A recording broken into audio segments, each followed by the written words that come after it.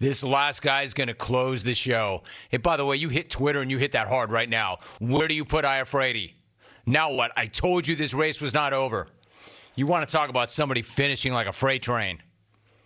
And no gimmicks. He made that real clear. Last call. This guy has finished as high as number 2. He's going to end the program. The angriest dude in the jungle. Relatively new threat. When you consider how long it feels like he's been around, a relatively new threat. But that does not mean that he is not a major threat. He was your 2019 runner-up. He is appearing in only his 5th Smackoff. Like I said, it feels like so much more. Today, we close the deal, and he looks to seal the deal with the R.I.B. Rick in Buffalo. Rick, what's going on, man? How are you? Thanks for having me back, Jim. Although at this point, you should be thanking me. Hey, great hearing from you, Iafrate. Would have been better if you didn't stutter through your opening. And nice job apologizing to start your call, Benny, but you should have saved it for the end. Better luck next year, Hillbilly.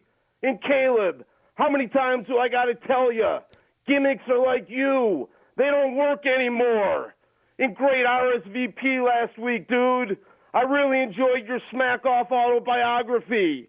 It reads a lot like your dating autobiography. 8 years of being too scared to call, 8 years of trying way too hard, and 16 years of never getting a sniff. And no need telling us you need the $5,000, big guy. The mustard stains all over your shirt kind of gave that one away. And Paul's dog's fine and everything, Jim. But I was really hoping to hear from Vic's dog this year. Unfortunately, the flight deck wouldn't give her the day off at the animal wash. Now, James Kelly may look like an idiot, but dude's got a pretty solid business plan. As a way to foster customer relationships, he requires that all employees look like the clientele. And word around town is that Vic's old lady has built quite the rapport with the Irish Wolfhounds. And is Sean Pendergast really on record saying he makes a lot of money from being fat? Quick pro tip for you, Hefty. It doesn't matter how much money you make this week if your heart's going to explode the next. Now get out of the cupboard and into the gym, you friggin' slob. And while doing a little prep, Jim, I was trolling Mark in Hollywood's Twitter feed. And this hack actually posted a video of a non-speaking part where he plays a bald guy getting ready for brain surgery. If shaving your head and sitting there with a dumb look on your face made you a great actor, then I'd win the Academy Award every morning while dropping my pre-shower deuce. What's next, little man? Taking down your pubes for an under-roof photo shoot? You're not an actor, Mark. You're a loser. And your best move right now would be joining the traveling circus is that freak show behind the curtain. For only 25 cents, boys and girls, come catch a glimpse of the bandy-legged midget with the oversized head. Trust me, the quarters those kids whip at your 40 head would be the most money you'll ever see. And I've always found it curious, Jim, how adults could root for anyone other than their hometown teams. And by curious, I mean these guys are the biggest effing zeros on the planet, which led me to wonder why in the hell Brad and Corona is a Bengals fan. Turns out the backstory is quite heartwarming.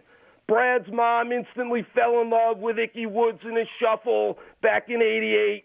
She said the touchdown dance reminded her of the good old days when she spent her weekends on the pole. Mother and son have been hooked ever since. I told you it was heartwarming.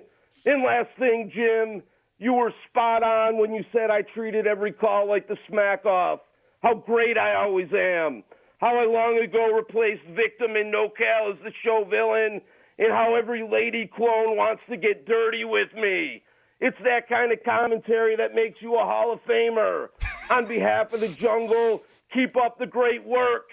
Lord Jim Kelly and Josh Allen being the greatest franchise quarterback tandem in NFL history. Lord Trapper and Dana Point, gone but never forgotten.